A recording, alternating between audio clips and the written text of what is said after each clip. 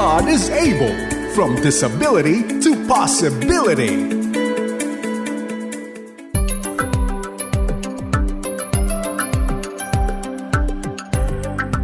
Magandang umaga, hapon, gabi, saan man kayo sa mundo, ating mga minamahal na kaagapay, ating mga minamahal na persons affected by disability. Welcome po sa programang God is Able. Tayo po ay napapakinggan ngayon sa FEBC Radio TV at bumabati din. Sana ho makapagbati, komento po ang mga nasa Facebook Live. At binabati din natin ang mga nanonood nito sa YouTube channel ng 702 DZAS FEBC Radio TV maging sa ating partner television channel sa cable. Yan po ang channel 185 sa GCTV. Alas 9 hanggang alas 10 ng umaga, I think tuwing linggo po ito. Maaari nyo kaming i-message sa ating smart number 0999-223-5675 at sa globe number natin 0916-296-6620. Pwede pa rin po tumawag sa landline 8654-3322 local 401. Tayo po ay miyembro ng kapisanan ng mga broadcaster ng Pilipinas. Kamusta po kayo mga kaagapay, mga ka-God is able natin? Nawa po sa panahon ho na paiba-iba ang panahon. Mayroon na naman pong mga iba't ibang uri ng sakit.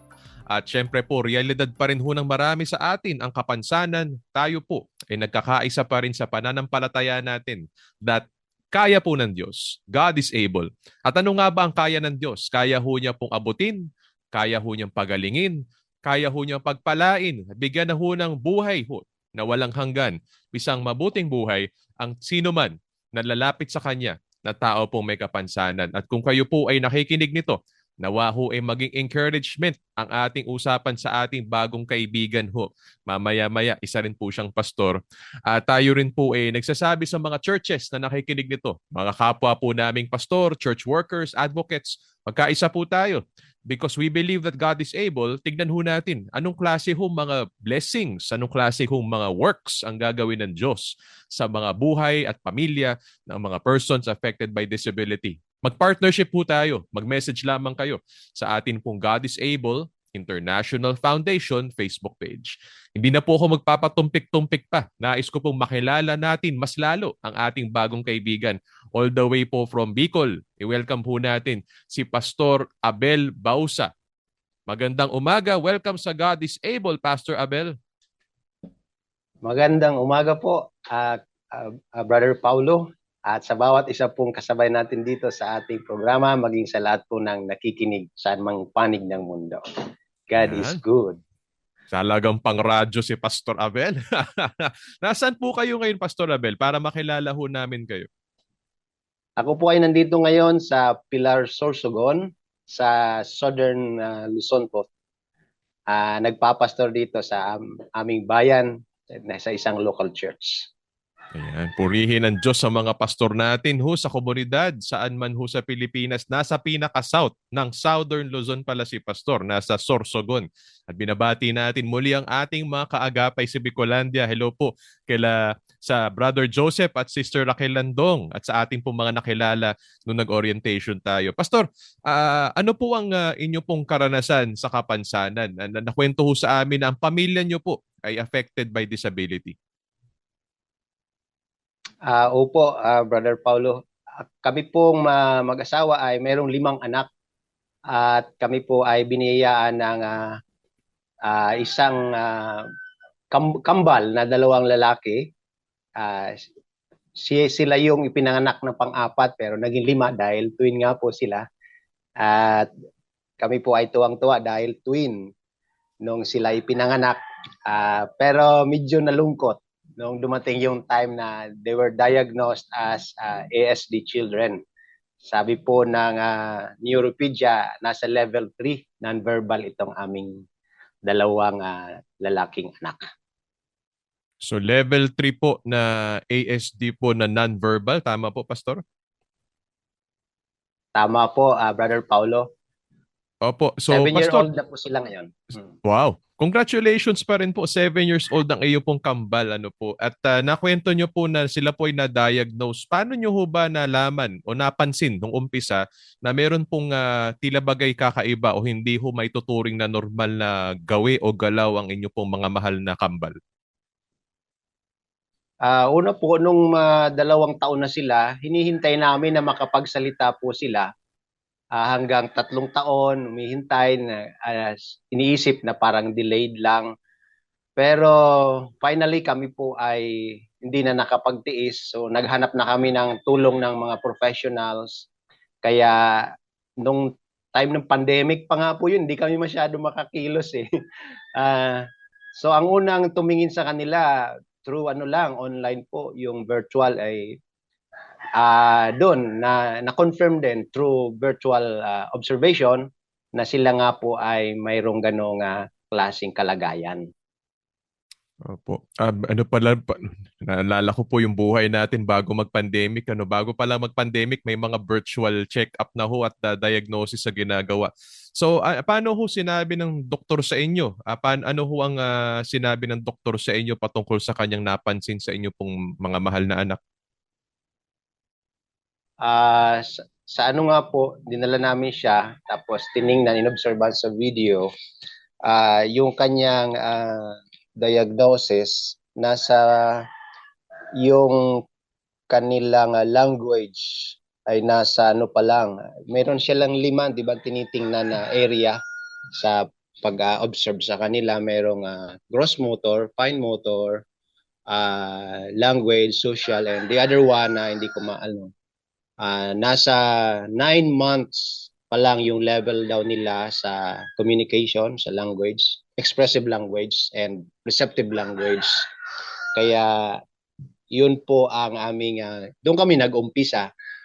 Nung time na yon, ang una naming dapat gawin ay tanggapin yung katotohanan, ma-overcome namin yung denial na hindi ganyan yung anak namin. Pero we came to a point na talagang kailangan harapin yung katotohanan. Sa biyaya ng Diyos ay unti-unti naming natanggap. Kasi sabi nga nila, kung hindi namin matatanggap yung reality, we cannot move on. So yun po ang magandang naitulong sa amin ng professionals na sa tulong at biyaya ng Lord ay we started there. That was 3 years ago. Opo. Mga kaagapay, ano po, maganda ho na mapatingin ho natin ang ating mga anak ko. May napapansin ho tayo po na hindi ho parang quote-unquote normal o medyo kakaiba ho sa kanila o mga delay sa kanila ho. Minsan ho kasi either natatakot ho tayo humarap sa doktor o sinasantabi natin. Hindi, okay pa yan, bahahabol yan, babawi yan. Pero mas maganda ho yung early diagnosis, ano po, para magkaroon ng early intervention na matulungan kaagad ho tayo ng mga doktor, ng mga therapist, ng mga eksperto. Mga kaagapay, alam ko po sa malayong lugar, sa mga lalawigan, lalo na po sa Pilipinas, this is easier said than done.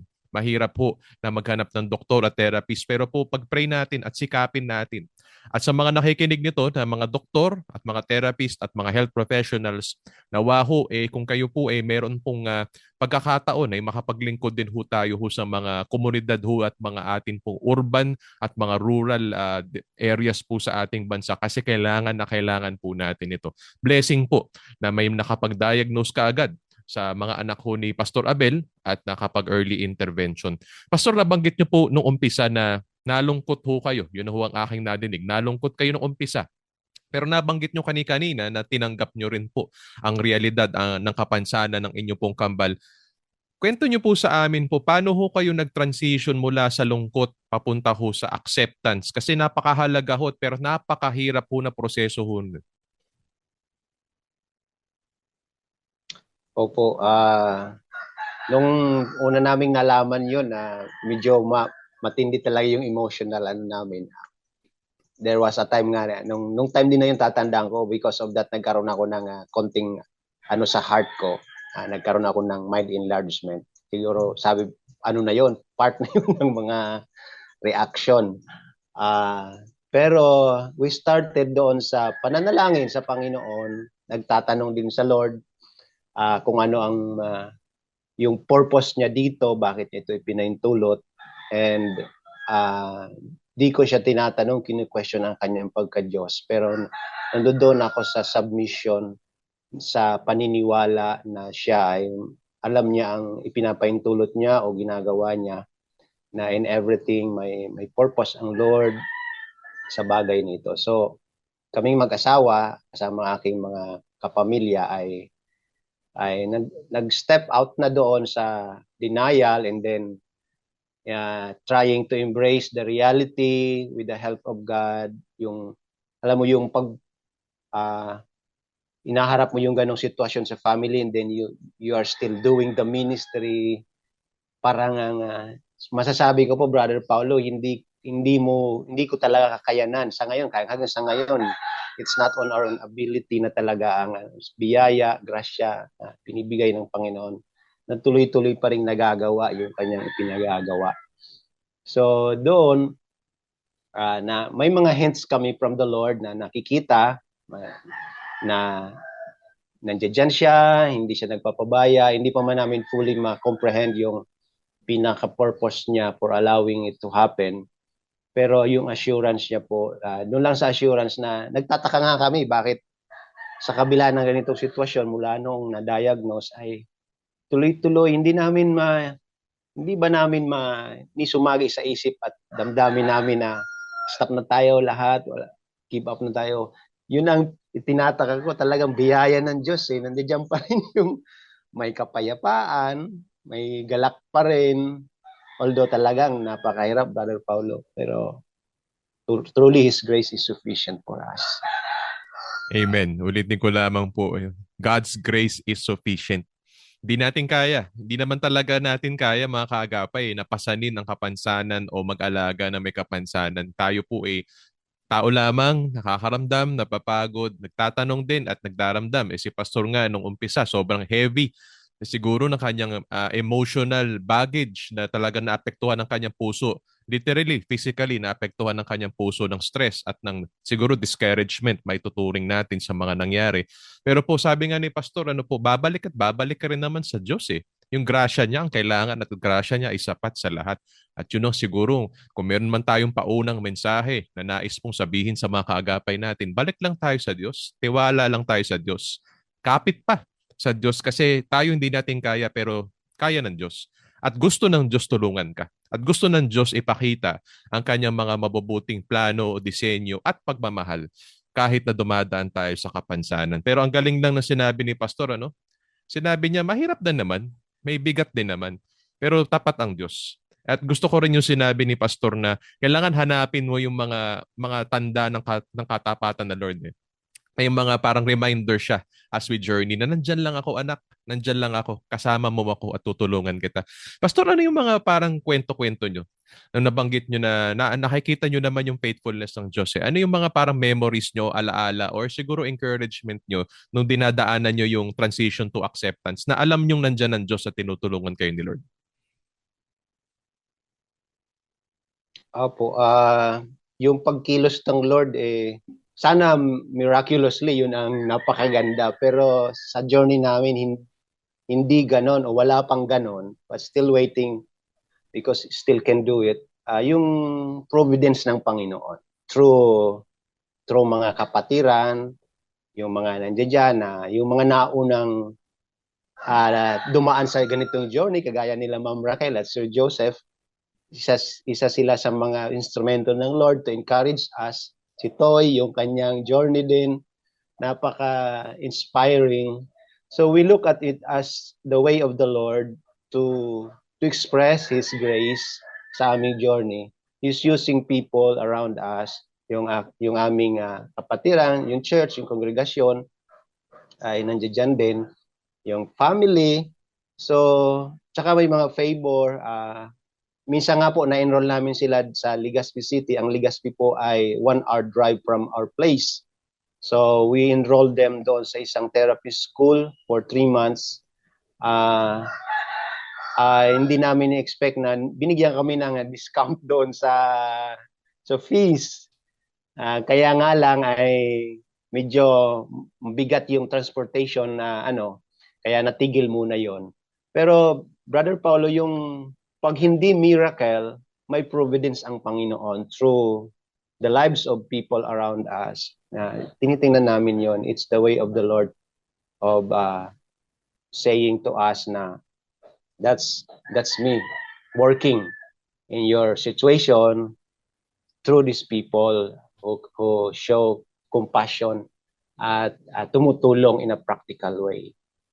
So, napakaganda pa rin po. I agree with you, Pastor. Napakaganda po na makita mo pa rin ang kamay ng Diyos sa malalaking bagay tulad ng mga milagro pero sa mga maliliit din. Huwag natin isantabi. Mga maliliit pero mahalaga ho na mga paalala tulad po ng mga daily provision. Kwento nga ni Pastor, nakakapag-diskwento sila, meron silang pamasahe noon, kahit papano, and we pray that God will continue to provide that. Ano po. And yun po yung pangapaalala po na tapat ang Diyos. At nandyan lang ang Diyos, mga kagapay, nandyan lang po siya. Pastor, ang ating point of view, dahil pareho tayong pastor at affected ng disability, is also something ho na maganda rin siguro mapakinggan ng mga kaagapay natin. Bilang pastor, ano po ang mga kinailangan nyo personally bilang pastor? Of course, asawa kayo, tatay kayo, pero bilang pastor din. Ano yung mga kinailangan nyo i-overcome na challenges sa isip nyo, sa puso nyo? Ngayong pinagdadaanan nyo ang journey ng kapansanan ng inyong pong anak. Meron po bang kakaiba dahil pastor ka o may kakaibang burden ba or discouragement or challenge na binigay si Lord we have to overcome bilang pastors? Opo, Pastor, yung dati yung nagdadala ka ng message sa kongregasyon to encourage them by way of giving the sermons, yung Bible studies. Pero this time, hindi na mismo message ang dinadala mo. Yung journey mo na mismo ang message sa kanila na hindi na to doon sa pagalingan o kaya pagiging skillful to deliver a sermon, but to really walk in this kind of journey by the grace of God, holding on to His promises, and you still become, by the grace of God, hindi ko alam, I know na mayroon pa rin nagsasabi na na-encourage sila sa sitwasyon namin, the way they look at us. Sabi ko, wow, salamat sa Diyos, pero if this is the way, Lord, na mas makakapagbigay ka ng message through our journey, hindi lang yung message na dinideliver ko, but yung buhay mismo dinadaanan namin is already a message that cannot be denied. Yung faithfulness to Lord makikita. Bilang pastor, Lord, tanong ko nga sa kanya, how can I be still a channel of encouragement? Kung ako discouraged ako. Pero hindi nagkukulang ang Lord na mag-encourage sa akin. Yung may mga nagpipray, nagsasabing, nandiyan sila. It's enough for me. Mahirap din kasi maghanap ng, alam mo yung pastor, hindi pwedeng basta lang mag-open up sa kongregasyon, yung pinakamalalim niyang personal na struggle. Nangangamba tayo, baka mayroong mas sila sa faith nila. Pero this time, sabi ko nga sa kongregasyon ko, alam niyo po, yung pagpapastor ko ngayon sa inyo, hindi ko na talaga ito kaya. Pero ang Diyos ang nagbibigay ng kakayanan para magawa ko pa rin yung ginagawa ko ngayon. Because a natural tendency is to give it up and find solution, quote and unquote. Mag-iba na ng landas, iwanan na yung ministry. Kasi burden talaga eh. Pero ang pinagtataka naming mag-asawa, bakit nandito pa rin tayo at may kapayapaan tayo at may galak pa rin. At yung dinadaanan natin, yun na nga siguro ang isang napakalinaw na mensahe na nakikita ng mga kapatiran, maging yung community. Kaya nandito tayo. Holding on to the promises of God. Sabi ko nga sa kanila, sa realization ko, yung time na mahinang-mahina ako, hindi ko na kayang humawak sa Panginoon. Siya pa rin ang may hawak sa akin. Siya pa rin ang mahawak sa akin. Wow. Salamat, Pastor. You bless us today. At gaya nga sinabi mo, Pastor, nandito pa rin tayo. Nandito ka ngayon, Pastor, sa God is Able. At ang ganda-ganda ng kwento at ang ganda-ganda rin ng realization. Mga kagapay, kahit mga pastor, kung may mga nakikinig na pastor o kayo ay church member, you have a pastor you love, you support, hindi ho sila exempted sa mga ganitong karanasan. Tao lang din po sila at may ginagawa rin ng Lord sa puso at sa buhay nila. Tulad po ninyo. At ang ganda po dito hindi naman ho naiba ang sagot ni Pastor sa sagot ho ng bawat isa sa atin. Talagang lapit lang sa Panginoon, hold on to His promises, hold on to His word, and also draw encouragement from your people, your family, syempre po the church community. Kailangan ho natin ng komunidad. Kailangan ho natin ng mga taong aagapay at tutulong sa atin. And Pastor, thank you for being honest. Alam niyo po, the more honest we are about our journey, the more humble we become. At ang humility po ay isang napakahalagang bagay po sa ministeryo at sa pag-abot sa ibang tao. Disability humbles us, but that's a good thing. Kung kayo po ay talagang sa inyong pinagdadaanan right now makagapay, hinahumble kayo ng Lord, hindi nyo talaga kaya, napapagod kayo, wala kayong hindi sapat ang resources inyo, ito ay isang mabuting bagay because doon nyo nakikita po ang kasapatan ng Diyos. Doon nyo nakikita po ang kadakilaan ng Diyos. Doon nyo rin nararanasan, you allow the power of the Holy Spirit talaga to work when you really surrender in humility. Pastor, nabanggit mo po na, yan po, no? Kayong dalawa ni Mrs. Nagtataka nga kayo, nandito pa tayo. Tama, Pastor, nandito pa rin tayo. Let me just ask, paano po hinubog at binless ng Diyos ang inyong pong marriage dahil po sa inyong particular na karanasan being parents to children affected by disability? Opo.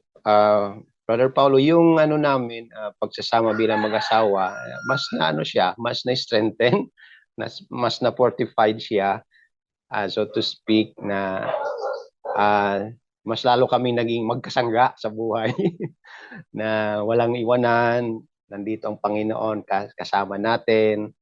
At saka yung patience, isa yun sa pinaka itinuro ng Lord sa amin, maliban sa humility, yung understanding namin sa isa't isa, inuunawa ko yung struggle din ng asawa ko at ako din, pinapakinggan niya rin ako sa mga nararamdaman ko. May mga moment na yung asawa ko nagsasalita, I just listen to her. Very valid yung mga sinasabi na tungkol sa ganitong sitwasyon. Pero sa ganong sitwasyon, sa ganito, alam niyo po yung asawa ko very active pa rin sa outreach. Church planting po ang pinaka-thrust namin. She's one of the leaders doon sa area na I just waited for her to tinitingnan ko yung reaction niya Pero talagang si Lord kumikilos sa kanya to the point na nagulat nga ako, nag-volunteer pa siya, will I be one of the leaders doon sa isang area?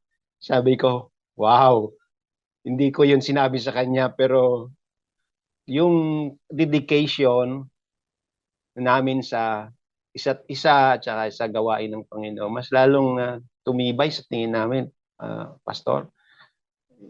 Hindi talaga gawa ng tao, gawa na ng Diyos talaga sa buhay namin. Na kami din mismo namamaha nagagawa pa rin natin to.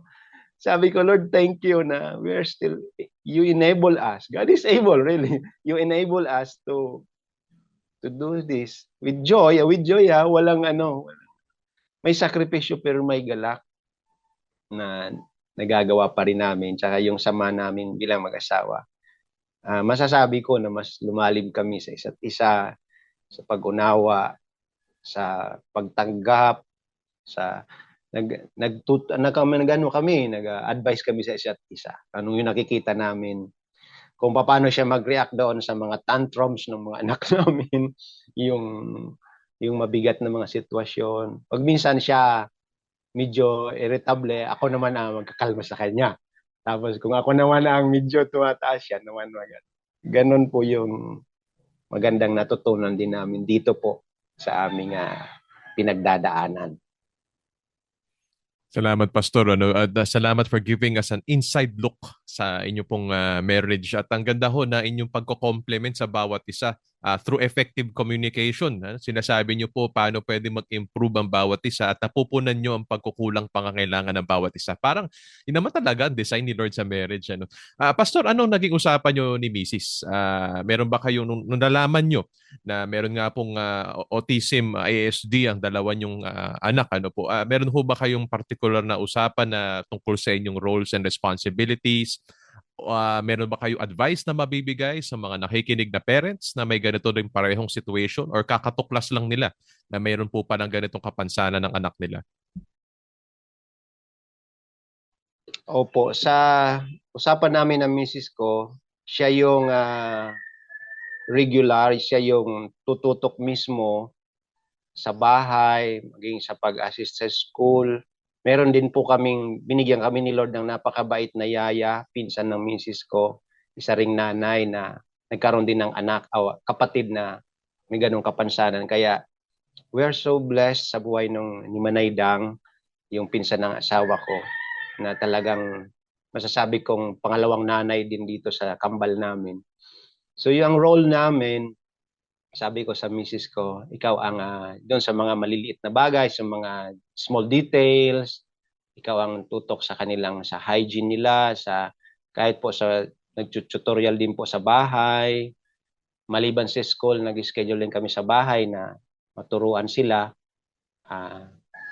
Yung mga coaching na binibigay ng mga teachers, tsaka yung therapist na na-meet namin, ina-adapt namin dito sa bahay. So sa kanya yon. Ako paminsan-minsan lang doon.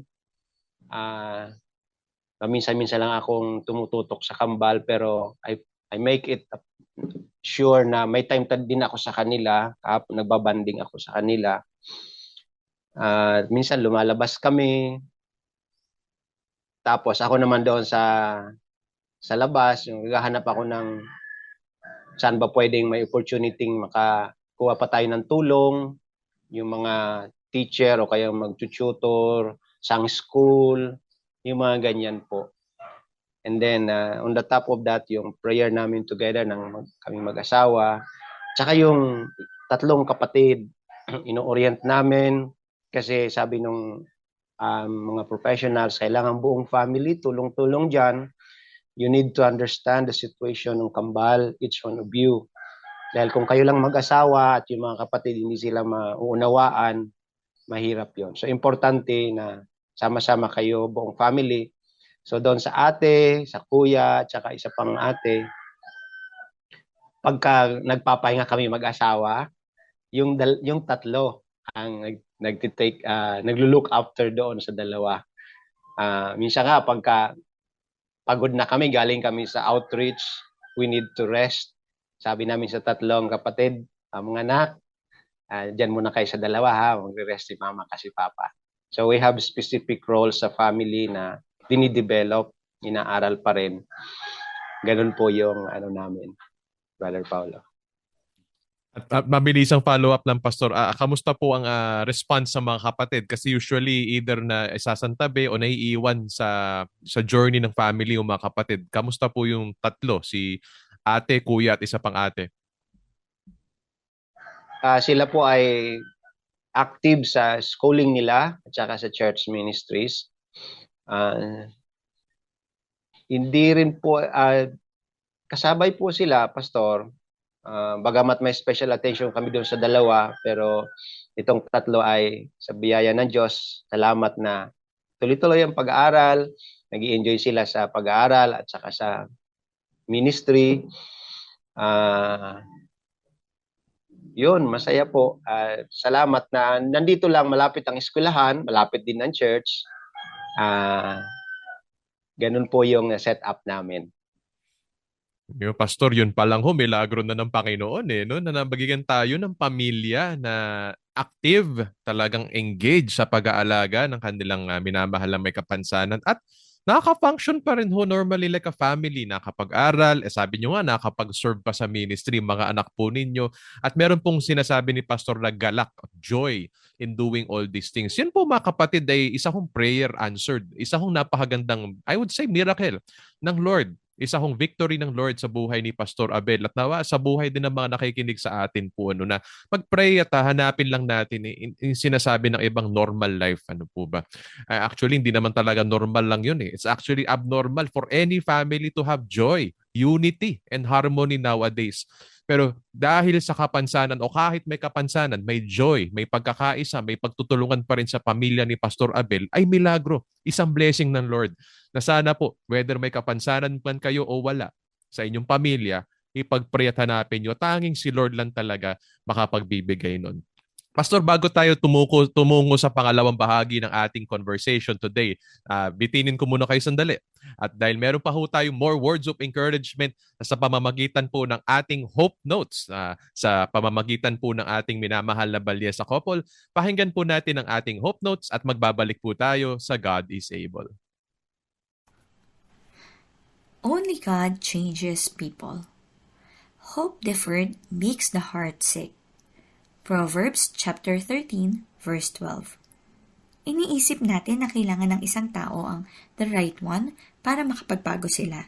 At minsan, inaakala natin na tayo ang the right one na makakatulong sa kanila para magbago. Pero ang totoo, si God lang ang pwedeng makapagdala ng tunay na pagbabago sa isang tao. At kailangan din nilang piliin na magbago. Sabi nga ni King Solomon sa Proverbs chapter 13, verse 12, ang matagal na paghihintay ay nagpapahina ng kalooban. Isang version pa nito sa English ay, not getting what you want can break your heart. Kapag tinatry natin baguhin ang isang tao at nag-fail tayo, ang tendency natin ay mawawalan tayo ng pag-asa at madi-discourage. At kapag tayo ay nanatiling longing at ine-envision talaga natin na magbabago ang taong iyon, pero hindi nangyari sa way natin at sa time natin, tayo ay nadi-disappoint, hindi lamang sa kanila, pati na rin sa ating sarili. Tayong lahat ay binigyan ng free will ni Lord at hindi niya tayo pinipwersa na magbago. Kailangan manggaling sa atin mismo ang kagustuhan na magbago dahil naranasan natin yung grace na binibigay niya every single day. Kagaya na lang ni Lydia sa Acts chapter 16, verse 14, kung saan binuksan ng Panginoon ang kanyang puso upang unawain ang mga bagay na sinalita ni Pablo. Ang mabuting pagdedesisyon sa pakikipagrelasyon ay hindi nakabase sa hope. At madalas, ang mga Kristiyano ay ibinababa ang kanilang instinct at ini-ignore ang kanilang senses dahil sa faith. Hindi ito same sa pagkakaroon natin ng faith kay God. Hindi natin pwedeng palitan ito ng faith natin sa mga tao. Dahil madalas, people fail us. Kaya, here's a suggestion. Pray for them at hayaan mo na si God ang magbago sa kanila. Kaya, ano ang pwede mong gawin? Pray for anyone na kilala mong kailangan na mag-open ng puso nila kay God. Hingin mo kay God na magdulot siya ng pangmatagalang pagbabago sa kanilang buhay. Let's pray. Father, may mga bagay na gusto akong kontrolin kasama ng mga taong nasa paligid ko. Malinis ang hangarin ko para sa kanila, ngunit alam kong hindi ako ang makakapagpabago sa kanila ng lubusan. Bigyan mo ako ng willpower to submit them to you at hayaan kang kumilos sa buhay nila at magbigay sa kanila ng pagbabagong hangad mo para sa kanila. Amen. Salamat po sa ating Hope Notes at nagbabalik tayo sa God is Able. Kausap muli natin si Pastor Abel sa mga nasa Facebook. Baka at nasa YouTube din ng 702 DZAS. Ano po, baka pwede ho kayo magkomento. Especially ho sa mga nakaka-relate, nakaka-connecta ho sa karanasan na to. Ano po ang mga karanasan nyo? Ano po ang inyong pong mga realization that God is able? Paano pinakita ng Diyos ang kanyang katapatan, kasapatan at kapangyarihan sa inyo pong personal na pinagdadaanan? I-comment nyo po dyan. Mag-encourage po tayo. At nakakatuwa po, we were just talking about yung marriage at family life ni Pastor. Ngayon, mapunta naman ho tayo po sa family din niya. Family in Christ. Ano po? Ang church. Pastor, nung nalaman nyo po na meron pong may kapansanan po ang inyo pong kambal, pastor na po kayo nung time na yun? Opo, Pastor. Pastor na po ako. Praise God. At ang tanong sa akin po ay paano nyo po kinuwento sa inyong kongregasyon, sa mga workers po ninyo, leaders po ninyo, kahit sa mga kamanggagawa nyo malapit sa puso ng pamilya nyo, paano nyo kinuwento sa kanila, paano nyo sila inorient, paano nyo po pinakilala ang inyong mahal na kambal sa church? Actually po, yung kambal namin ay pinanganak, nagpapastor na ako. So from dedication day, nandoon, nakikita nila yung journey ng dalawa. Karamihan sa kanila ay pumupunta sa bahay at ito namang dalawa ay sinasama namin sa church. So, kitang-kita nila, nawi-witness nila yung progress at saka yung mga araw, mga buwan at taon na lumilipas hanggang sa point na sinabi ko na sa kanila kasi nagtataka din nga sila bakit hindi pa nagsasalita, 2 taon na, 3 taon na at hindi mo mautusan. Nakikita na rin po nila yan. Pag sinasama namin sa church ay hyperactive sila. So, nanonotice na nila something is not normal sa kanila. So, yung pagre-reveal nito sa congregation is nandoon sa ganong kaparaanan po hanggang sa ma-confirm through the help of the professional. Sinabi ko na sa kanila, yun, ito ang sitwasyon ng aming anak at tanggap naman po nila. Hindi nga nila siguro makuha talaga yung pinaka pakiramdam namin as parents, pero alam nila at alam po nila yung sitwasyon, Pastor. Praise God po sa isang church na maituturing nating safe place para ho sa mga persons affected by disability na kung saan sila po ay tanggap at sila ay welcome na welcome. Nakakatuwa ho, no, Pastor, na mula pa lang sa child dedication nila hanggang sa ngayon, talagang ka-journey nyo po at tanggap at welcome ho ang inyong mahal na anak ng simbahan. At yun naman po mga kaagapay, when we talk about safe places, hindi naman natin sinasabing perfectly mapoprotektahan natin o makikare for ng grupo ang mga anak ho o mahal natin sa buhay na may kapansanan. Yun lang po, yung attitude lamang po of acceptance or trying po their best to understand, trying their best to do their part and care for our loved ones, may tuturing na natin bahagi ho ng safe space. Kasi ang mundo sa labas hindi nga po nakakaunawa. Ang mundo sa labas, minsan meron pa hindi magandang response o pakikitungo sa mga persons affected by disability. It's a blessing na ang church, nawa ang church nyo rin po na nakikinig nito, ay maging bukas at talagang welcoming, inviting at caring para sa persons and families affected by disability. And if you'd like to learn more about sensitivity training, awareness training, part to ng partnership na ino-offer ng God is Able sa kanyang mga church partners. Pastor, may mga times ba na nagkaroon po ng challenge halimbawa quote-unquote nagtantrum ba sa loob ng church habang nagpe-preach ka, yung kambal, paano kayo nagre-respond sa mga ganong senaryo pag nasa church? Sila ba ay part ng normal activities ng church o meron po ba kayong parang arrangement with them? Meron po kaming arrangement sa kanila na di namin sila masyadong ini-expose during the worship service. May mga time lang na mga occasions, selected occasions na doon namin sila sinasama. At buwelo sila doon, nakikipaglaro sa kanila yung mga kabataan. Mayroon talaga silang awareness na these children need special attention and understanding. So, nakakatuwaan pa nga kasi kambal Minsan nalilipat sila kung sino si Caleb, sino si Joshua. Naghuhulaan pa sila Nagpapalaro ako sa kanila. Sino makakahula kung sino si... Masaya po sila na during worship service, actually hindi muna namin po sila sinasama during worship service. Iwan sila sa bahay with our yaya. Kasi alam namin magiging disruptive din. Understand namin yon. But may mga special occasion, ordinary days na nandoon lang nag-hang out ang mga tao sa church. We bring them there. May malaki kasing grounds. Biniyayaan kami ni Lord ng malaking grounds, magandang spacious place doon sa lugar. So they are able to run and play. Nandoon din yung mga nag-hang out ng mga kapatiran, playing with them. And then doon minsan may special occasion, may birthday yan. Sa mga ganong occasions namin sila isinasabay po.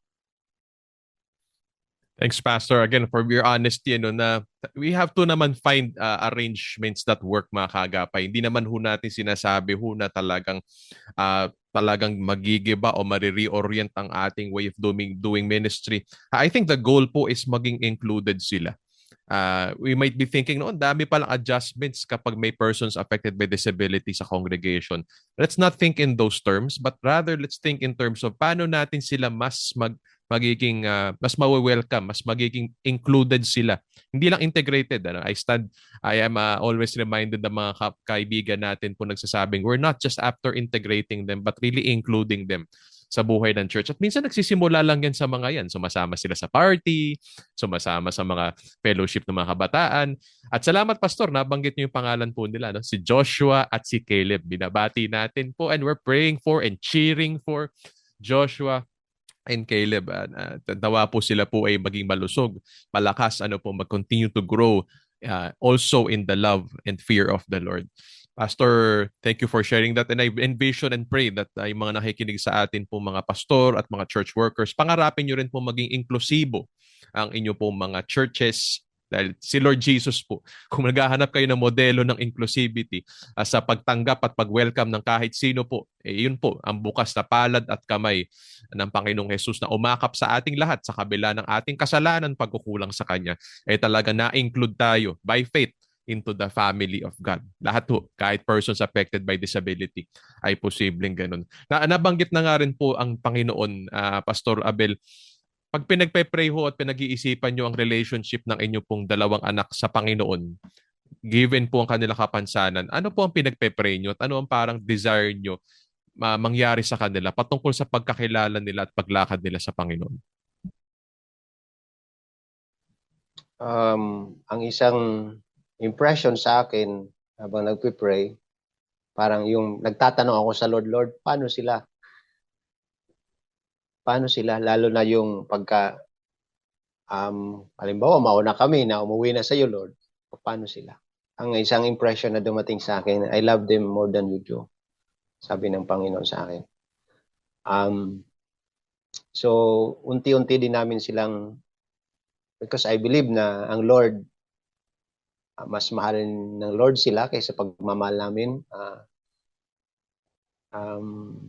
I pray na kasabay sa pag-grow nila mentally ay yung awareness, pagkakilala sa Panginoon, given the environment that we have, the church and the Christian family. I hope na pag dumating na sila sa ganon ay kasabay po yun doon. And actually yung buhay nila mismo na rin message na rin. Pero yung kanilang personal na pagkakilala sa Lord, I really pray for that. Ang always prayer ko ay, Lord, with you all things are possible. With you all things are possible. Yung laging bukang bibig ko sa pag nananalangin ako. Sinabi mo yan, Lord, sa salita mo. What I cannot understand, I cannot do, you can do.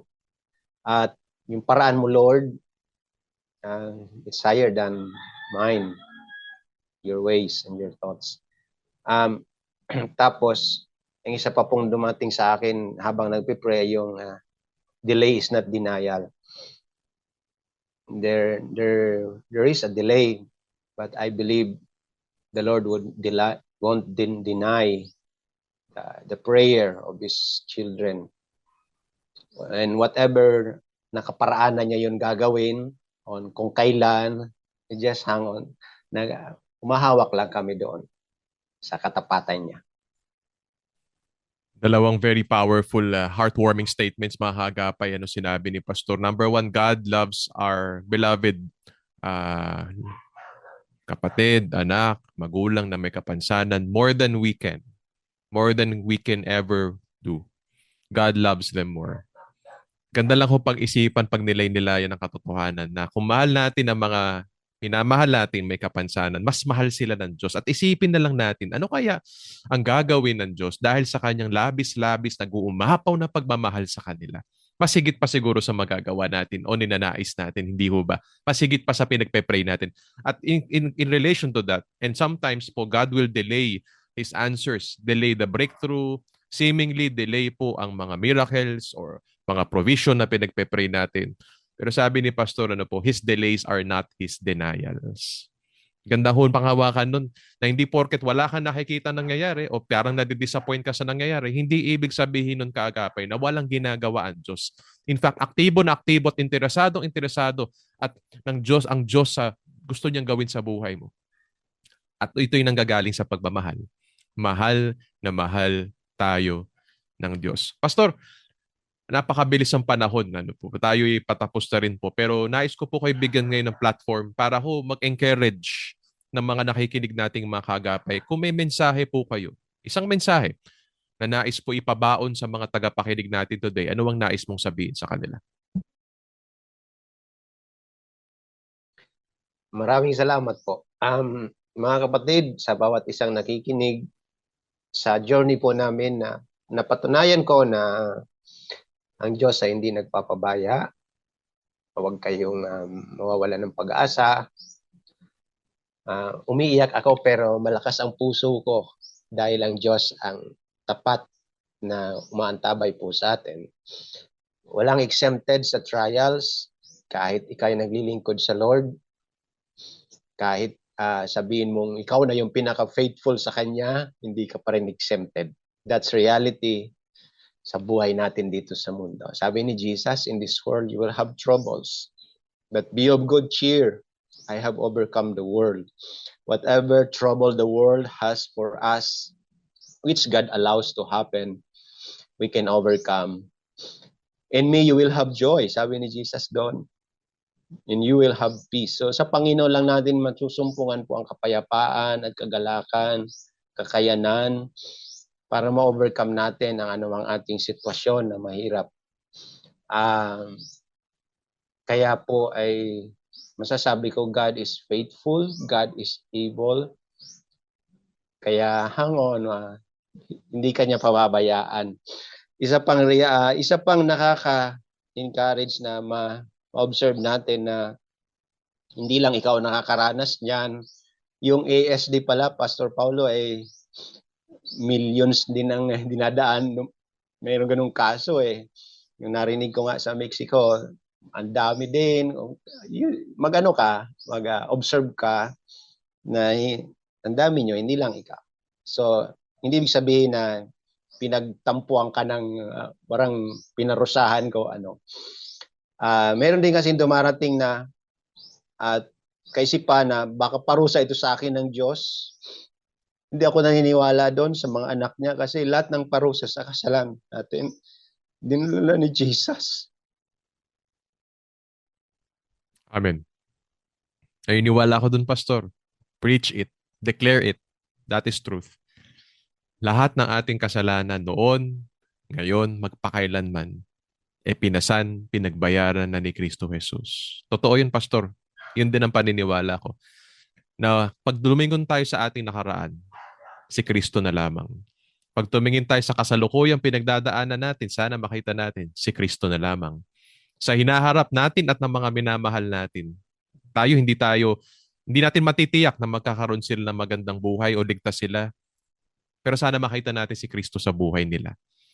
Ang pananampalataya, ang pagmamahal, at ang mga mabubuting gagawin pa ng Diyos dahil mahal na mahal sila ni Kristo Jesus. Ganyan po kami sa God is Able, Pastor.